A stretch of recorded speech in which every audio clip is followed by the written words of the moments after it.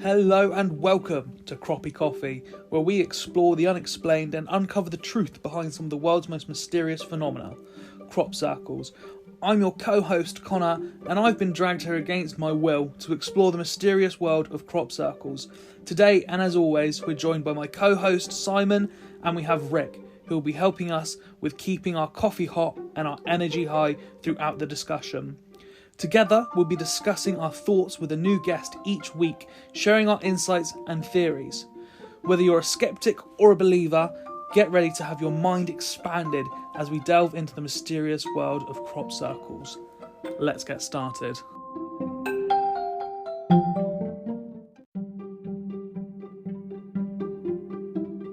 Our special guest with us today, world-leading crop circle photographer Lucy Pringle.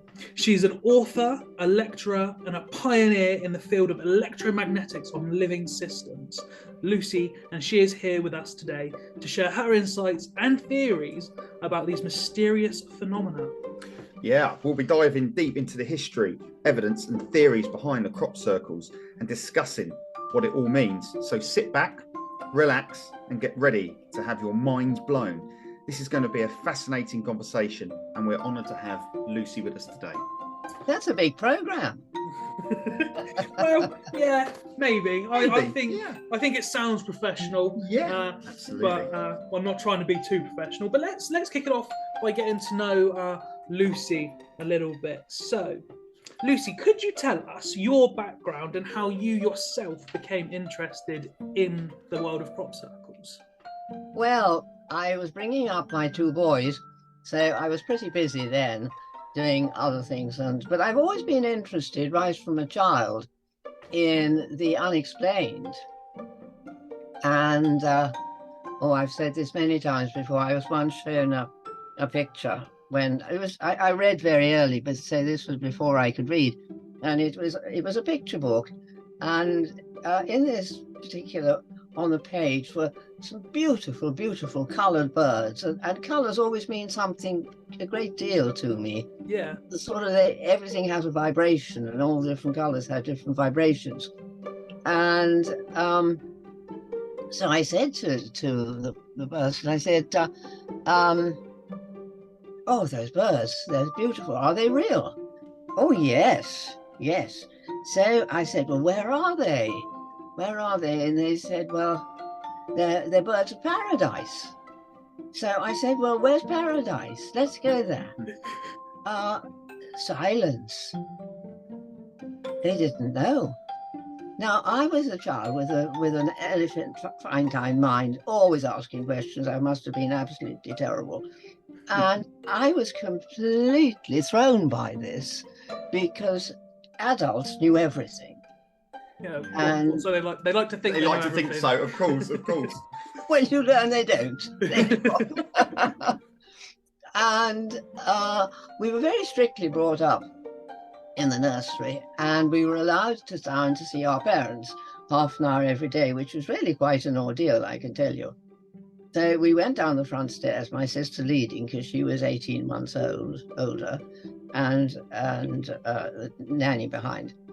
And as I said, it was quite an ordeal. And we'd open the library door, and there was a Chinese screen. And my sister, if she was very nippy, would go halfway past the Chinese screen and then scuttle back. And I would follow her up the stairs and back again to safety. What happened to poor Nanny, I don't know. I mean, she might have got into awful trouble. Anyhow, one of the days when I got a bit older, and this was still a nagging question, I managed to ask the parents, where was paradise? And again, this terrible silence. They didn't know. Well, I said to myself, when I grow up, I will find out where paradise is, and I'll take everybody who doesn't know where it is, and we'll all go there together. And of course, during our life, we sometimes find paradise, then it goes, it's like time, it's fleeting, and it's unreliable. Paradise is very unreliable.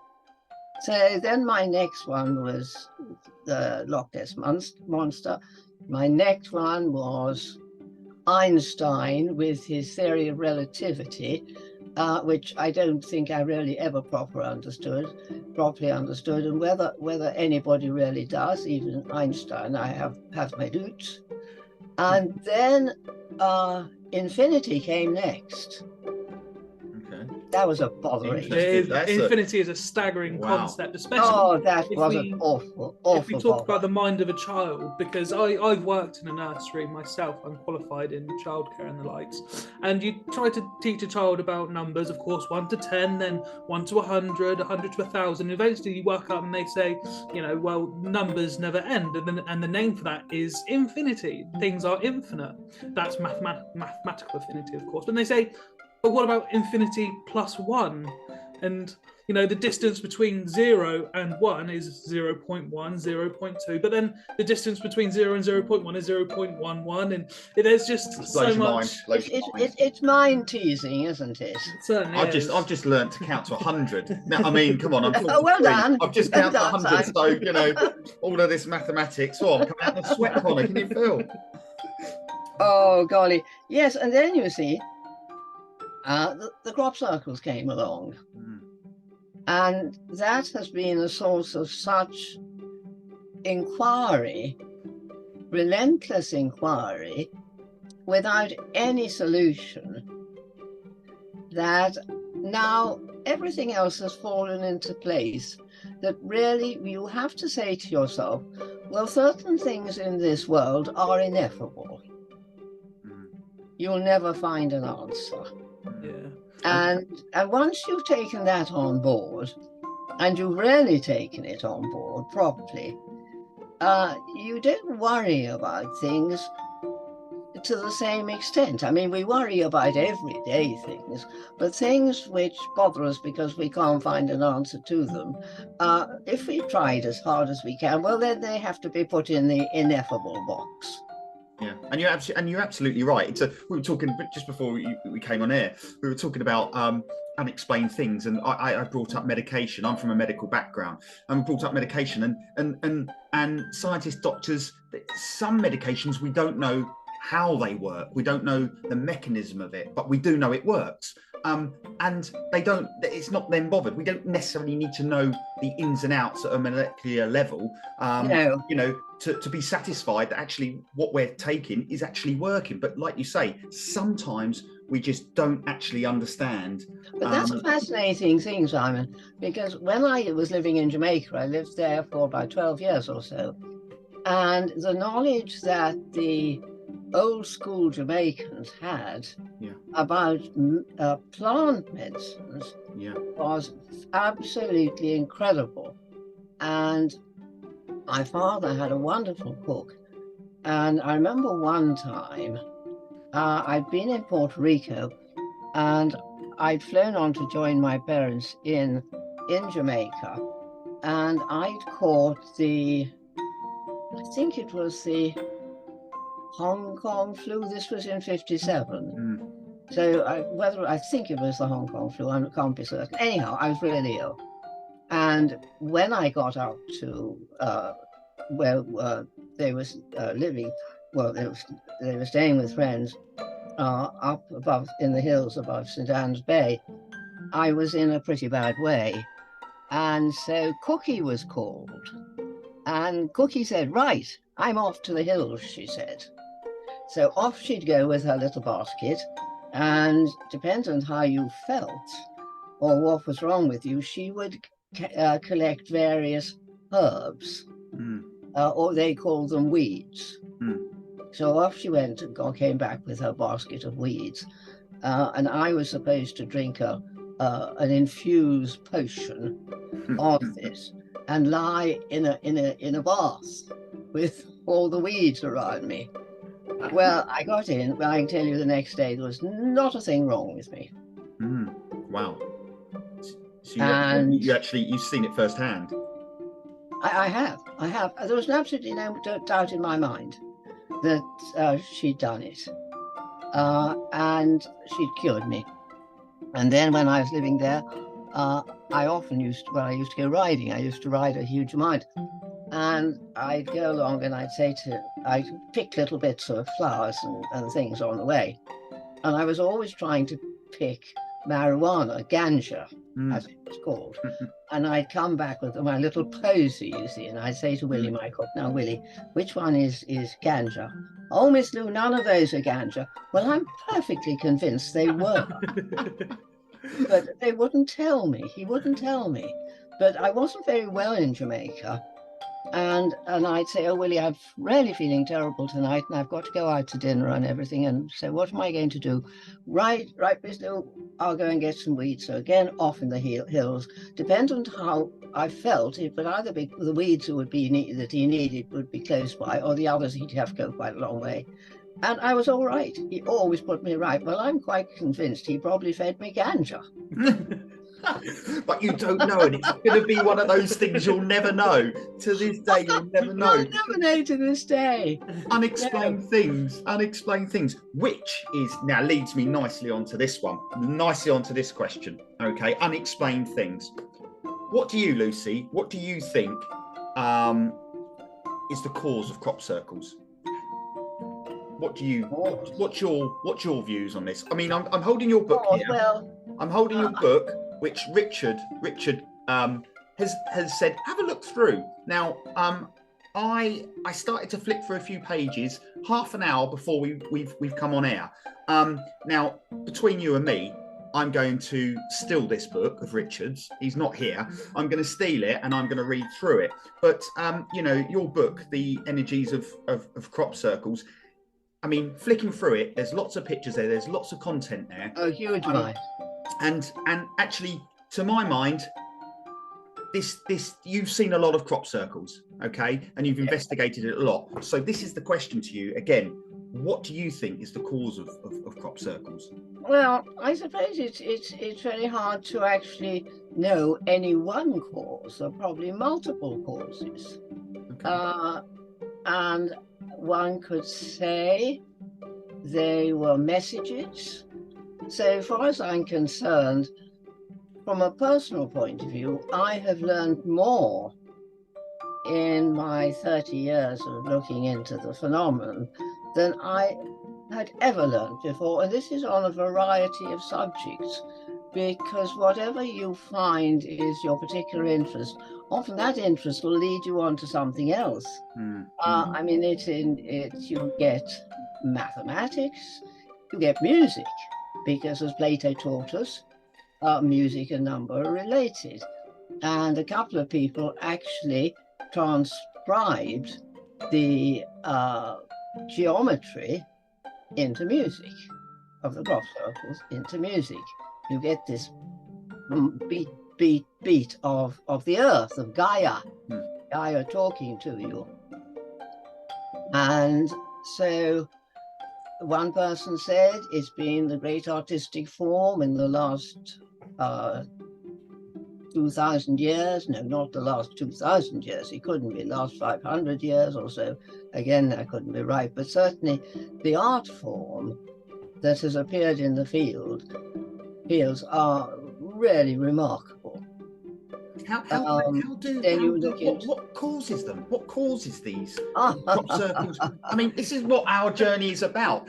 I've got every day I'm sitting here thinking, what causes them? How do they appear? And what's your thoughts on this? How do you think? Does one man go around doing it, or do these the higher forces? I don't know. Like me. I'll give you, wait a second, if I can ever find it. I could give you a scientific. I mean, I've heard that there's people going around with planks strapped to their feet and string lines. I mean, and one minute there's a scientific explanation for it. I think what we've got to realise is that we live in an electric world, and we are electric people, and therefore we're talking about energies, basic energies. And so you get the functioning of the sun. The sun is absolutely vitally important to us. You get the rays coming down from the sun, and certain ones of them penetrate the Earth's surface, and then they will go straight into what we call, because again, the Earth is full of electric lines, ley lines, energy lines, whatever you call them. Of course. And what seems to happen is that in certain places you get a crossover point where this is what we call the nodal point. And most of the genuine crop circles are in fact on a nodal point on the Earth's grid, energy grid, if you like. It just so happens that an awful lot of them are in the sacred areas around Avebury, Wiltshire, certain other parts of the country, Hampshire, where I live. And this is where the other feature is purely geophysical, because they are well over 90% are all on chalk. And this has aqueducts underneath. And this is absolutely vital to the formation of the circles, as above, so below. Okay, so I suppose say this wasn't man-made, because some people think they are man-made. So if this was a higher force, I mean aquifers. I said aqueducts, aquifers underneath. Yeah. So what's to say? Does it come from the sky, or does it come from down below? I don't know, Colin. Well, I think that's what Lucy was just touching on. It's who can say what's in the mind of God? You can say that. We don't know. I mean, there is definitely there has to be, so far as I'm concerned, there has to be an unseen, unknown intelligence which is guiding the forces of nature, if you like. They're hand in hand. Yeah, of course. They're benevolent. There's nothing frightening about them, and that's, after a lot of thought, and I've had 30 years of it. That's where I'm comfortable. I'm comfortable with that. Okay. Personally, other people will have very many other varied opinions, and quite rightly so. So to touch on when you was talking about the nodals where these ley lines intersect, you used a word there describing some crop circles as genuine. How would someone define the difference between a genuine and a man-made? Well, that gets down to basic experience. Okay.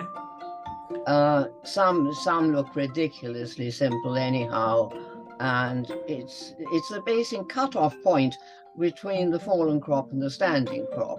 And in genuine ones, that's absolutely as precise as could be. There's hardly a stalk out of place. But it's become fashionable to make circles, and I deplore that, because I'm very much on the farmer's side. It's their land, it's their livelihood, and people should respect it. So I'm always waging war on their behalf. But I think you've then got down, you're left with, apart from the artistic and physical look of them, I mean, when you actually go in to look at them, I'll tell you more about that later. But you have to use the geometry. And I've got here, where have I got here? There was one, I mean, there'd be one or two absolutely amazing formations which simply defy the hand of man. Was one, the Solar Lunar one at West Kennet Longbarrow, the Wansdyke one in 2001, which had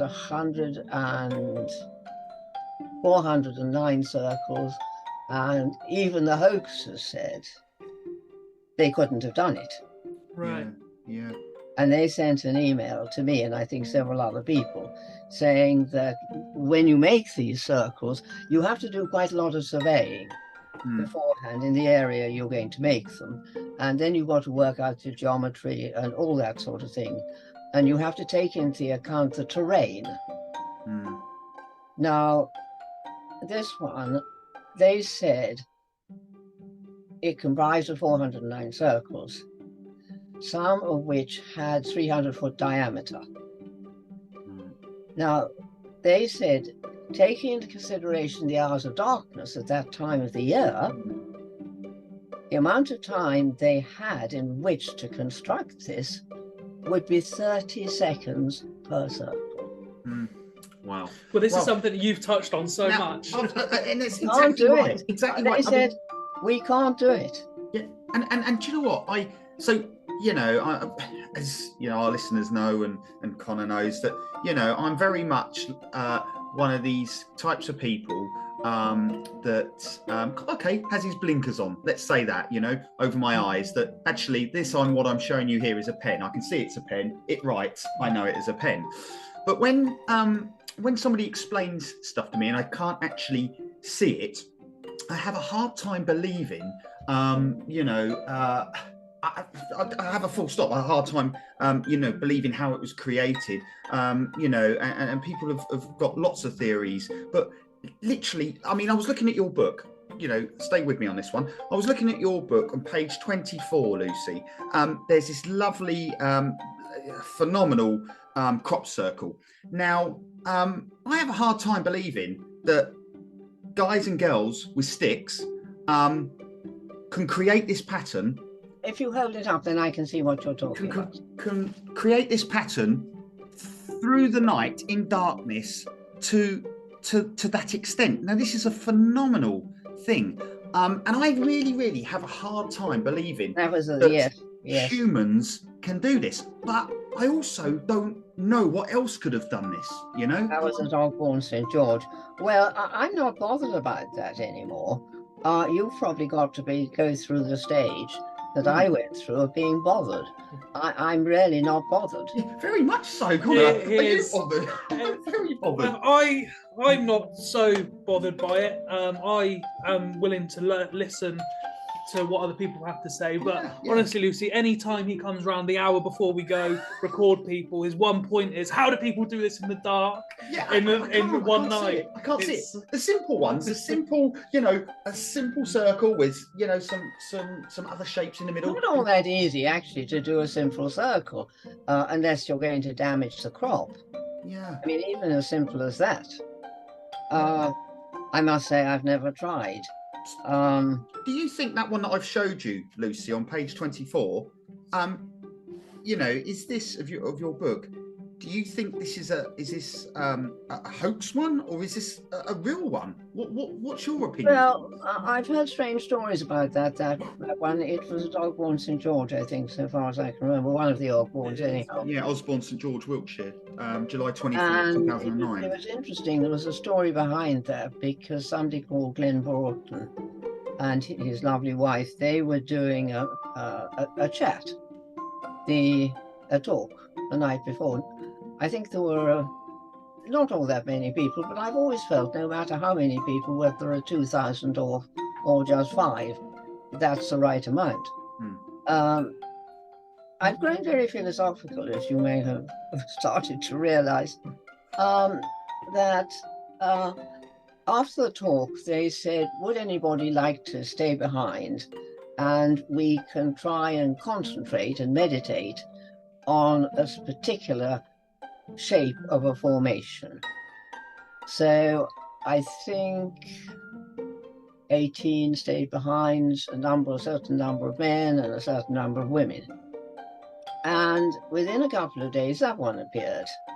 Now, the geometry in that related exactly to the number of females as opposed to the number of males. Now, also, I buried my bottles of water. This was one of my first investigations into the scientific world. I'm not a scientist, but on the my father's side, they are all brilliant scientists. And in fact, one of my grandfathers, he had two articles in the Encyclopedia Britannica of that day. The most extraordinary thing was I used to use Volvic water because, according to one of the specialists with whom I worked, they wanted water which was as constant as possible, and that didn't go above 4 hertz. Okay. So we have a constant basis. And what I did was I buried the control samples first, which would be outside. Then I'd go into the formation, bury them again, and write little notes in my notebook as to where I put them. And I thought, oh, I'll be able to remember that stalk of wheat, and I'll be able to remember that way behind me. And then when I went to collect them, I would collect the control samples first, and then the ones inside. No, wait a second, I got that wrong. When I went to collect them, I would collect the ones inside first, and we found over 90%. You'll be surprised, I'm surprised. And this was by dicing. And then after, when I came out, I would collect the control samples, and in that way, the bottles, the control samples, never went into the circle. Yes, yeah. And then they were sent up to be tested. Now, in that particular one, it was very, very strange, because in fact there were two strange things that happened in that. I went in with a friend of mine called Christopher Weeks. He and I have been researching for years and years and years together. And in the old days, we used to go into an awful lot. And so we'd gone into that one, and we both felt pretty jolly ill in it. We'd managed to finish burying the bottles, and then we came out pretty quickly. And I always say to everybody, if you don't feel well, come out quickly. And so when we went to collect them, we managed to collect, with difficulty, all the ones inside. And I was a bit ahead of Christopher, and I was starting to collect the control samples. And I thought, well, I'll leave the last one for him, because it's always rather exciting, you know, trying to find Easter eggs when you were a child. Yeah. The exciting thing is when you dig and suddenly you see the little white top of the bottle, and you know you've got it. Yeah, yeah. And so I'd found, excuse me, I'd found the little white top of the bottle, and I covered it up, and I thought, well, I'll leave that for Christopher. So he came along, and I said, Christopher, it's there. So he brushed away. I said, I've just brushed away the soil. He brushed away the soil, couldn't see anything, started digging. We couldn't find that bottle anywhere. It had completely disappeared. And by the time Christopher had dug up almost half the farmer's field, I said, listen, Christopher, we can't go on digging anymore. It had gone. Had someone been playing a trick on you, Lucy? Do you think someone said, I've seen these guys play? No. They wouldn't have known where it was. It was undisturbed. Okay. Wow. People did try and find my bottles. Yes, there was always Hunter Lucy's bottle. Yeah. Type of person. Yeah. But they never found any. Oh, yes, they did once. Okay. Just once. In the pie formation. Anyhow, that was very strange. But also in, maybe it wasn't that one, but there was another one at Ogbourne, St. George, where I sent up the bottles to a lab to be tested. We were testing for trace minerals, and the report that came back was the controls were, we didn't find, one of the double controls we didn't find, 476, but we found 473 and 474, they were inside. And the controls that we found were 475 and 476. So 473, 474 were the ones inside. And this was the report. The first thing to notice is the correlation between the nitrate and ammonia results. It seems as though there is some breakdown of water in the constituent parts, namely hydrogen and oxygen. These molecules then attach to free nitrogen atoms, creating both increased nitrate NO3 and ammonia NO3. This is an interesting finding. So what was found was a high degree of ammonia.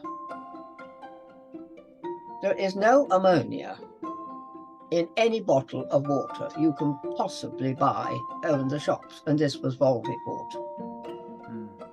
So there was a chemical reaction going on in that field, which, as best as the scientists could describe it, what was happened.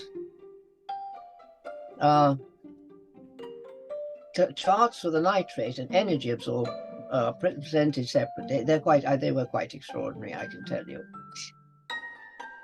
And so, I mean, I went on. I buried bottles of water for about over 15 years. So I've got a huge database, and if you take on board that memory has a water has a memory, we were testing them one time, and yes, there was a degree of difference between the ones buried inside as opposed to the ones outside.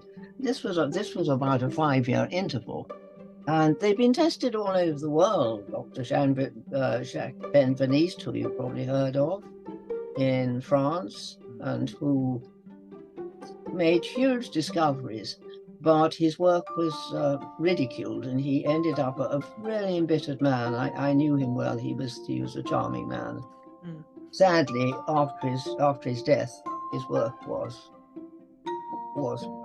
credited. Too late for him. He'll never pass. Doesn't matter. But I've worked with scientists from all over the world. So I might say I'm in a very privileged position, because little by little I was a founder member of the Centre for Crop Circle Studies, and that was a mixture of lay people like me and scientists. And I became fascinated in science after I'd had an experience, healing experience in the first crop circle, which is in that book. And that convinced me that something was happening for which there was no explanation that I could possibly find, and also to the friend who was with me. And as no research was being done in that area, I decided to take that on board. And so I asked around, and working with scientists, they very kindly introduced me to people along the way who would progress my work, and we would do it together. And so that has been my fortune, good fortune, all the way along, that I have been put in touch with people who we could do research together. Because I found that really, unless you had a scientific backing to support your theories, nobody would listen to you. And this is one of the things that has been a huge challenge to me, I can tell you. And I'm working now with somebody called Paul Gehry, who is a highly advanced clinical physiologist at Devon and Exeter Hospital. And I worked with another scientist, but she was dealing more with the gamma, different energy levels. And what we found was, again, this was recorded on a computer. What we found was when people were spiking in the gamma level of brain activity, that their shaking stopped. Now, I wanted to have scientific supporting evidence for this. And I was giving a talk at a Parkinson's Society meeting. And somebody said, oh, you ought to get in touch with Dr. So-and-so and so, a noted neurologist in the Midlands. Well, not having any scientific background, it's quite daunting for me to get in touch with these people who are probably top of their profession, and I hardly know A from Z in the scientific world. So I had to summon up courage, and that took me 2 weeks. And eventually, one morning, I felt full of courage, you see, and I thought, wow, before this wears off, it could wear off at any moment, I better get hold of the telephone. So I did, and to my absolute horror, I got the scientist himself. Excellent. Oh, so Excellent. what was I going to say to him? So I floundered along, giving him my findings, and he was terribly nice to me. He said, well, Lucy, that is really interesting, because he said that is exactly the line of research that I am following myself with Parkinson's. Oh, wow. Wow. And he said, when they reach the gamma level of brain activity, their dyskinesia is halts. And that is their shaking stops. And I knew he was going to say this. He said, Lucy, I'm terribly sorry I can't work with you. Crop circles got such a bad name. Yeah. He would have been laughed at by his peers. His promotions prospects would have been nil. And this is the battle. I don't care about it anymore, because I'm quite happy to care of just getting on with my research with people. But I was talking to somebody the other day, a very clever young man, and we were talking about the brain. So I said, well, actually, I'm fascinated in it, because you may laugh, I said, but I'm looking into Parkinson's in the crop circle world. And he said, no, I'm not laughing at you at all. He said, some of the very best scientific brains are interested in this subject, and they can't find an answer. So that was, I was really cheered by that. But you know, when you get really engrossed in a subject, because you chaps obviously are, in a way, you don't really mind what other people say about you. I've got past that age. I mean, I've been criticized by all and sundry for doing this and saying that and everything. And I think I would have given up a long time ago if I hadn't really been absolutely fascinated by the research and trying to prove that what was happening in genuine crop circles was not happening outside. And I'll give you a good example.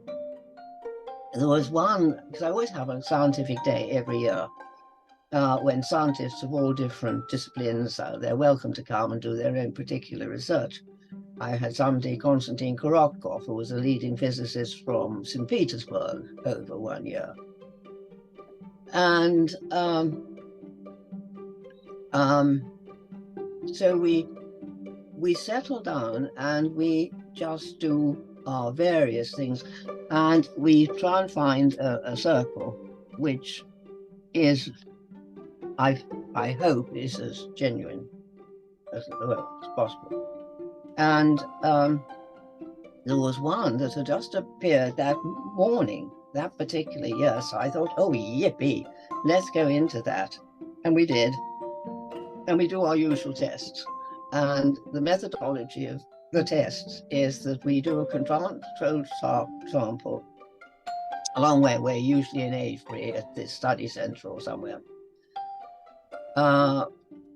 We then go into the circle, repeat the tests, go out of the circle quite a long way away and repeat them again. So we have 3 identical tests, and you can see what is happening when people go inside, and you see a huge change dependent on what tests we're doing. Anyhow, nothing showed up in this particular day of tests. And I was later told that was man-made. Right. Well, that was brilliant so far as I was concerned, because that was my blind tested one that I'd done thinking without any prior knowledge of whether it was genuine or not. And not a single change. Wow. And I get what you're getting at there, because you've gone in there blind, done the tests, and that's proven, regardless of whether you wanted to influence it or not, it was not having any effect. Yeah. No, it was interesting. One of the most fascinating tests we did, we often put electrodes on people's heads and things, and now with this advanced technology, we've got all sorts of programs which we can run and straight from the computer and get the results up. And then it's a comparing of the results afterwards that takes the time, and reporting on them, analyzing them and reporting on them. There was one time when we did what is called saccadic eye movements. Now, when people, you might know, Simon, a bit about that, I don't know, but when Parkinson's sufferers, their eye movements, Parkinson's sufferers, they have quite jagged, spiky eye movements, and they go pretty much sharply up and down like that. Whereas those of us who are lucky not to have Parkinson's, it's a very smooth, gentle curve. A bit like nystagmus, isn't it? It's a bit like nystagmus, that involuntary movement of your eye nerves, isn't it? You know. Well, I don't know, but anyhow, that is what happens, and you could see a very marked difference between in the first control test, between the control test for Parkinson, who was fine, the person who was fine, and then the person who had Parkinson's. It was very marked. And then when we went into the circle, the Parkinson sufferers had changed quite dramatically. Now, you can't mess that up in any way. It's there on the computer. Yeah. And so to me, this is absolutely fascinating. And this is what, and then the tremor tests, we've done globelic eye tests. That's an interesting one too, where you tap there on your forehead, and you can try it. Yeah. You try. Yeah, right. Yeah. Well, yes. Now you see, you're both blinking. Yeah. But if you do that several times, you can control the blinking.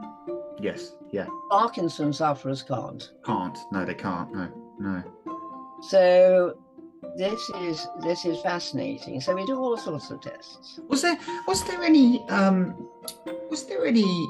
in any of the crop circles you've been in, was there any hints of radiation at all? Did you ever Well, I did have I had a little gizmo which did, yes, there's only one that I went into where suddenly the red light came on. So I thought, oh, out you get, run, go. I'll walk backwards and try and find it. No, I couldn't get it again. So it must have been some sort of cosmic radiation or something. Okay. But I mean, the cures that I've seen, involuntary cures, incidentally, I've got over 800 reports. I've got the largest database in the world on what's happened to people. And what's happened to people is quite transformative. Yeah. In many cases. I mean, quite extraordinary, the things that have happened. Yeah. I haven't put them all in that book, but you'll certainly read a lot of them. And I think I put in the case of Paddy Lyons. That's towards the end. Now, she is a lovely person. And in her younger years, she used to go into a lot of circles. She was fascinated by the subject, and she used to fly over them, etc. And then she started getting osteoarthritis, and that little by little she's become completely crippled and is now in a wheelchair. But the fascination remains with her. And I was giving a talk in Petersfield, which I used to do annually. And she persuaded her daughter to bring her down from London, and I got them a room for disabled people. And I got her a seat right in front so that her wheelchair could be right in front. And then at the end, people came up to chat. And suddenly I looked round, and there was Paddy Lance standing up. No. Where was her wheelchair? Her wheelchair was nowhere to see, but her daughter was, who was dancing round like some sort of mad dervish, thinking her mother was going to fall over. And sometimes you're absolutely lost for words. I said, "Oh, good heavens, Paddy, how's the pain?" And she said, "It's 99% gone." She wrote me the most brilliant report. And when she walked back, it was a large room. Her chair was outside in the passageway. She walked straight back with a completely even tread, no hesitation, head up, arm swinging normally. Wow. And Wow. has that lasted? Is she? No. No. Okay. No. She got out, and I suppose it lasted about 20 minutes. Okay. So it wasn't just in there. Sorry, carry on, Lucy. She said to me that she hadn't remembered any of my talk at all, not anything that I said. But all I can tell you is that we talked about energy before, these circles are giving off huge energy, even when you see them on the screen. People can be very, very badly affected. They can be affected well, or they can be affected badly. And I'm just trying to see. I mean, that's really interesting, Connor, isn't it? Because Lucy, I went to my only one crop circle with Richard, Connor's dad, and we went, and he's well into the, he loves the crop circle. So I said, look, let's listen, go along with him, and we went Richard Skirman. I don't think I know him. No. Yeah, he's a good friend of mine, and we went there, and he said, wow, I went into this one that was supposedly not man-made, and he said he felt energy in there. Now I didn't feel anything, Lucy. No. And and I thought, don't be worried about that. Some people do, and some people don't. Okay. So just because I didn't feel anything, and Richard did. It wasn't to say it was a hoax circle. It was just something. No, absolutely not, because people vary, and in another one you might feel. So don't worry about it at all. I'll give you one example. When I gave talks at Glastonbury, I used to do a presentation of light and sound, most lovely music, and I used to show slowly masses of circles. And people used to be almost, it was such an emotional release for them. Some of them were in tears, but they all came out smiling, which was just lovely. And I had this from somebody. It wasn't till your presentation on the 27th of July, my 51st birthday, that I realized my past, my present, and my future. In other words, my purpose came into being. The first 3 crop circles that you showed me in your sight and sound presentation hit me so powerfully that I wasn't able to breathe. I had an intense release of emotions, feelings of love release, knowing, meaning. I had palpitation in a point above my heart, which I now learn is the thymus chakra.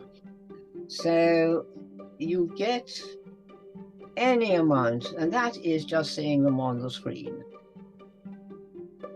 makes me wonder about just talking about them. So hopefully, maybe, I don't know, something could come of just this discussion we're having now, of people listening to this, whether that would contribute something to people, whether they would feel an energy coming from the words. You know, obviously we have Lucy here as a witness of the power of pictures of a presentation. You know, who knows what might come. Hopefully something. I'd love for that if something happened just through people listening to our talk now.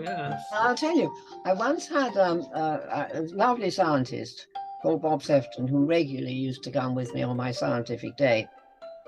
And then he got older and older. Again, he's now dead. Sadly, an awful lot of people with whom I used to work are now dead. I'm feeling quite bereft about some of them. And really lovely people. So generous in working with me. Anyhow, he read to me or sent me an email one day and said, you know, Lucy, I've been taking your calendars ever since you first brought them out, and I now think I'm on my 25th year. And he said, I cut out the pictures, and he said, I put them into a scrapbook. And he said, I know they give off energy. But he said, one day, I thought, now then, he said, I've got a bad ankle. So he said, I thought, well, I'd douse the pictures and see if my pendulum could relate to one which might help my ankle. Various other things he had. And he said he found one. So the methodology he used was every morning he would hang the pendulum over this picture. It would start to spin involuntarily. And when the treatment was finished, the pendulum would stop. Okay. Wow. And he said it's quite extraordinary. Well, at that time, I had a migraine. I'm a bit of a migraine person. I've grown out of them mercifully. But this was one which was not a severe one, but it was what I call a lingering one. So I thought, well, now, if Bob's done this, why don't I have a go myself? So I got out a calendar, a couple of calendars, and hung my pendulum over to see if they might help with my migraine. And it was no. And then suddenly, over one, it went completely wild. So I thought, right, let's have a go with this. So I sat down in my chair in the sitting room and I started looking at this photograph. Well, all I can tell you was that I started to feel worse and worse and worse. And I thought, what the hell am I doing? Looking at this thing, this is supposed to make me feel better. And I feel absolutely awful. And I thought, well, hang on. Keep on looking at it. And suddenly I saw the picture going into 3D and changing and then going into another sense of 3D. And I was absolutely intrigued and fascinated by these movements right in front of my eyes. And then suddenly it stopped.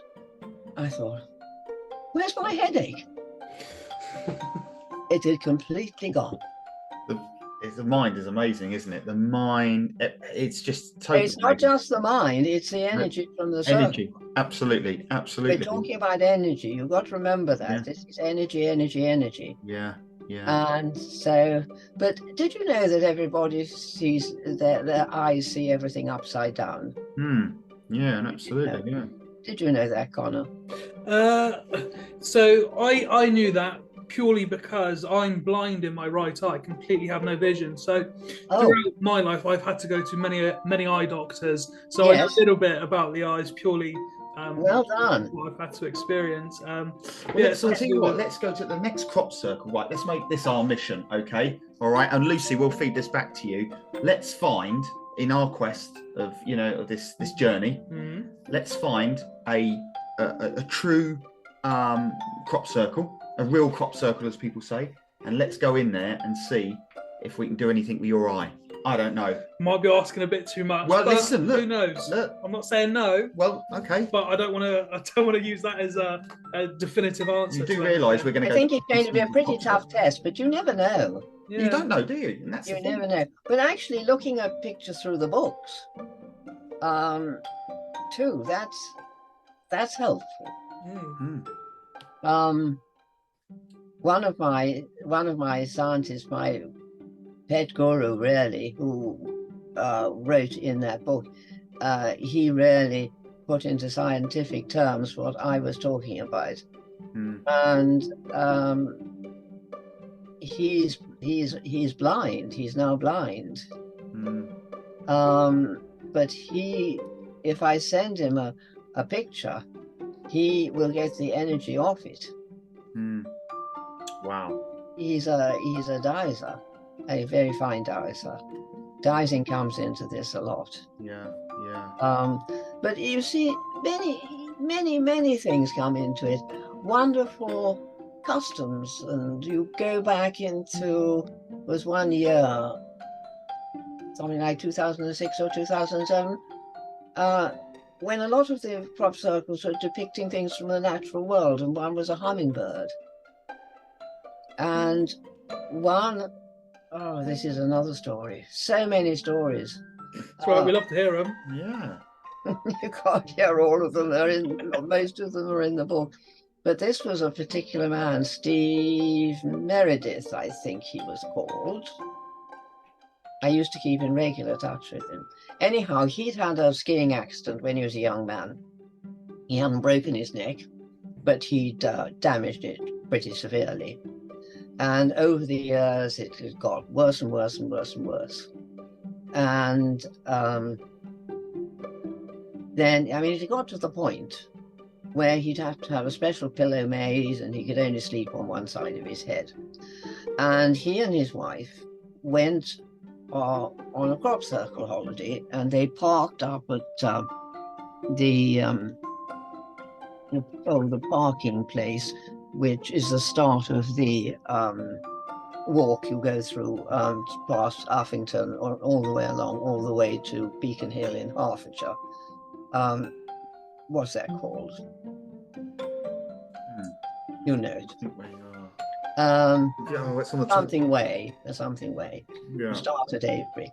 Anyhow, they parked their caravan there, and they went into lots and lots and lots of circles. And one day they went into one which was shaped as a hummingbird. Now, the Mayans, whether it's the Mayans or some other people in the ancient days, they likened that to birth and resurrection, because they felt that the hummingbird died every night. That was their belief, and it came to life in the morning. So it was connected with birth and resurrection. It was lovely. So when he was in this one, suddenly he realized all the pain in his neck had gone. And I mean, this was years and years and years of pain. And I used to keep in regular touch with him. And for many, many years, it had gone completely. Then it started to creep back a little, but insignificantly. So, I mean, you'll read some of those stories, and then you just say, "Good heavens!" So you know, we touched on earlier, didn't we? We were saying that sometimes you may feel energy, or you know, whether it be pleasant or unpleasant, when you go into a crop circle. How do I just look at a crop circle? Me and Connor look at a crop circle and say, actually, that's real, that's not real. How you know, that's natural. How do we know that? By just looking at it. Well, I do know. I don't think about, is it real or not real? Okay. That's not a question that comes into my head. I'm just thinking about, is that having any effect on me in one way or another? I do feel that we've got to accept the fact that when you're dealing with Earth energies, you're getting the energy from the Earth as well. Mm. And this is a contributing factor. It has to be a contributing factor. And there was the one that happened during the daytime, and there was a witness to it. I think if you've been onto my website, you will have read that Stonehenge story. Yes, I was looking it up earlier. I mean, that was an extraordinary one, and that really was extraordinary because it had been verified by various people. A doctor flying over it at a certain time just had an hour and three-quarter interval or a 2-hour interval over which, and nobody could have made it in that time. And also, oh my goodness, the aura to that, phew, was enormous. Must be And a friend of mine, when she walks up, because this again was helping with my scientific research day, she instantly knew if one was right or not. And as she got within the aura of it, her knees went weak. Wow. I think that's a really great way to answer the question, is to, when you visit something like this, is to not look for an objective truth as to whether this is a genuine, absolutely, but to just trust what you feel. Exactly. And it doesn't matter if it's real or not. It matters what your personal connection to the field you're standing in. Yes, you got it. That's it.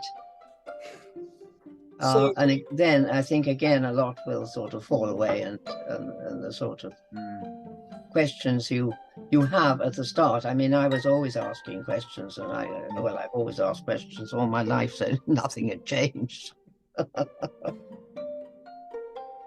So very earlier on in our conversation, you mentioned about how the sound of crop circles and the different patterns. Is there any that you feel, any crop circles at all that you feel a great connection to due to the patterns alone, or even due to the energy that you felt from there? Is there any crop circles that stand out in your mind? Oh, several, but some for the wrong reasons. Some I felt terribly ill. There was one many years ago, and I was still doing research for Nancy Talbot in America. Yeah. And Lefty Levengood was analysing things. And we went into one at Beckhampton. I went into one with another scientist who was just wonderful, somebody called Keith Wakelam. And we went in there, and I started digging and doing all the things I had to do and everything. And I said to Keith, I'm feeling awful. And he said, so was he. So I said, well, listen, I've just got to do one more. Then let's get out of here as quickly as we can. So we sort of crawled out of the circle, and we sat in Keith's car, trying to pull ourselves together. And we both had absolutely splitting migraines. And, we felt dreadful. And quite a lot of other people I subsequently heard felt awful in there too. Some of them slept for hours afterwards. They were drained, completely drained. Anyhow, off we went, and we were driving back to my home. Well, I knew that road inside out and back to front. And after a bit, I said, well, I thought something was strange. And luckily in those days, there wasn't too much traffic, because I suddenly spotted what was happening. I said, Keith, I think you're driving on the wrong side of the road. Oh, he said, am I? So I said, I think you better get off to the other side of the road. So he did. And not only was that, we got lost 3 times going home. We were scrambled. And these were roads that you knew, going back to your own house, wasn't it? Inside out. I mean, both of our brains were scrambled. Wow, That was not That's frightening. That's absolutely frightening. I was like, oh. Well, it was very strange. I mean, it wasn't frightening, it was just strange. Yeah, yeah. Um, No traffic, wasn't it? Or very light on traffic. but it's fascinating because it breaks your mind, inquire and ask, but it can drive you mad. Towards the beginning, I thought, well, I'm getting quite bonkers over this. And so did several of us. And then after a bit, we sort of calmed down. And now I'm totally philosophical about the whole thing. Yeah. And do you know what? You've put a different light on it for me, actually. You know, certainly, and this is what this podcast is about, isn't it? It's about, you know, opening our minds up, trying to get logical explanations, and actually, like you rightfully so said, and we've touched on that, actually, you might never get to that, to the end of it, you know, infinity, as it were, you know. But certainly given me some food for thought. Yeah, absolutely. Yes, don't let it worry you. Don't, for goodness sake. Oh no, it's never worrying me. What it's doing, it worried me, I can tell you. It worried the daylight out of me. It's making me very, very, you know, inquisitive. Well, both as well. As about you, Connor. Yeah, well, for me, I think talking about crop stuff, because it makes me feel anxious in the sense that I can't wait for the new season to start. Yeah, absolutely. So because we're doing this out of season, of course. So we're asking all these questions, getting all these answers, but we can't actually go out into the field just yet. I want to go in one now. I want to go in now. That's how it makes me. Now, what you've got to try and do, may I just make a suggestion? Of course. You've got to try and find the farmer. Okay. Yes. Okay. Now, this is important. In the early days, I might spend half a day looking for the farmer, and because his field might have been miles away from where he lived. Yeah. And I spent absolute days and hours doing this. And then I got a slightly laxer because I knew certain of the farmers. Mind you, it's all their sons nowadays, and I don't know them. The fathers are all retired or whatnot. But the farmers round Etchelhampton, usually they're very nice. That's an area where they're charming. But when you go in too, be absolutely as careful as ever you can be. But some people get so excited, and I can understand that. They just go barging in. Now, what you can do when you're going up to a crop circle, very often you can actually count the number of tram lines. And but when you get close, if it's level, you can't see it. No. So do either of you dowse? No, so I've never done it myself. Obviously, my dad is a friend of a mutual friend, Paul Stillwell, and I believe they've been out doing dowsing together. But no, I don't think me or Simon have a personal just learning about it, experience with dowsing. Well, it's very. All I can tell you is that I've dowsed forever.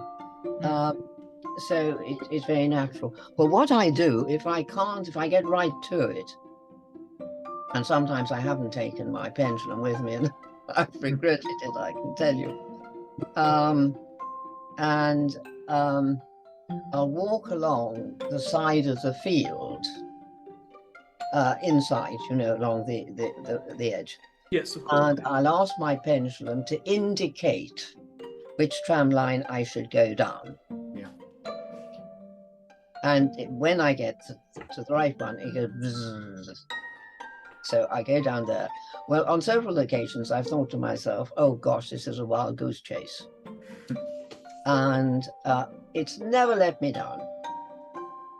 And another time, when I was with a friend, David Russell, who was just magnificent, and he flew in a microlight, and I tell you, he was hazardous. He took his test on his 75th birthday. Mind you, he'd been a fighter pilot in Burma, so he did know a little bit about that. Yeah, well, there we go. And one time we were coming into Cerne Abbas. Yeah. And we were flying straight into the sun. And David said, oh, I can't see a thing. So I said, well, how are we going to get down? Well, we'll have a go at it, he said. So we had a go at it and we couldn't do it. So off we went again. Had another go and the same thing happened. He said, right, now this time we've got to get down. Now listen, old girl, if you lean out that side and I'll lean out that side,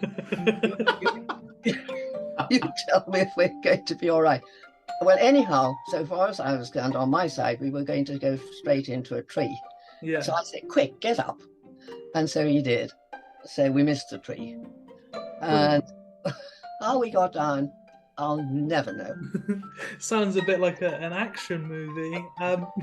But we are, I think we are quickly approaching the end of our time. So I just wanted to finish on the message of you saying visiting these crop circles. I completely agree. It's very important that people understand that, yes, although this crop has been flattened by whatever means, there is still, it can still be harvested, as there's a little, the harvesters only need a small gap to harvest this crop. But once people start walking over it, that gap is lost. So I think that's important for people to understand. Because I think they now use laser. And so they can down, before they couldn't get below 4 inches. Now they can get much closer. But at the same time, what they're doing is, when they're trampling certainly ripe corn, they're knocking the seeds out of the seed heads. Okay. And this is damaging the plant.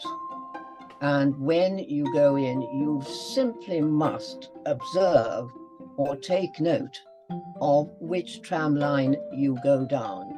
And first and foremost, you must get the farmers information if you possibly can.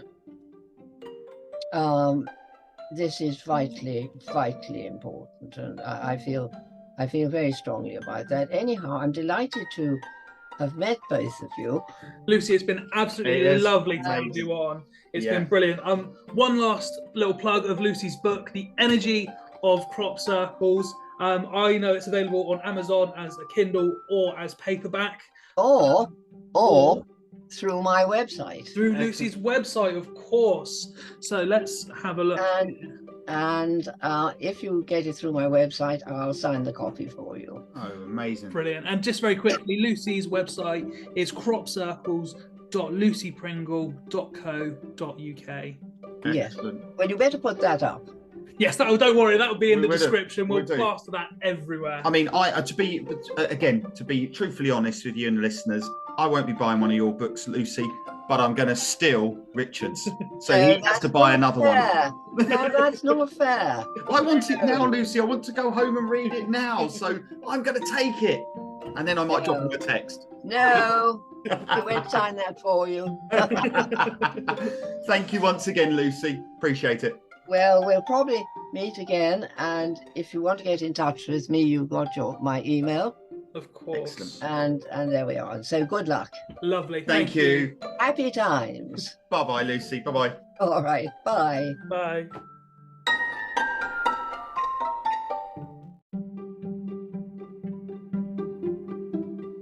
Thanks for tuning in to Croppie Coffee. I hope you enjoyed our exploration into the mysterious world of crop circles. I have to say, this has been an enlightening experience for me, and I hope it was for you too. I'm still not entirely sure what to make of it all, but one thing is for certain. There's something peculiar about those circles in the fields. As always, I want to remind you that the views and opinions expressed in this podcast are solely mine, my co-hosts and my guests, and do not necessarily reflect those of the scientific community. Also, I want to give a special shout out to today's guest. They were a real pleasure to have on the show, and I couldn't have done it without them. And of course, a big thank you to Rick for keeping us caffeinated throughout the recording. Well, that's it from us, folks. Join us next time on Croppie Coffee as we continue to explore the unexplained and unearth the truth behind some of the world's most mysterious phenomena, crop circles. In the meantime, don't forget to question everything and always keep an open mind. Thank you for listening.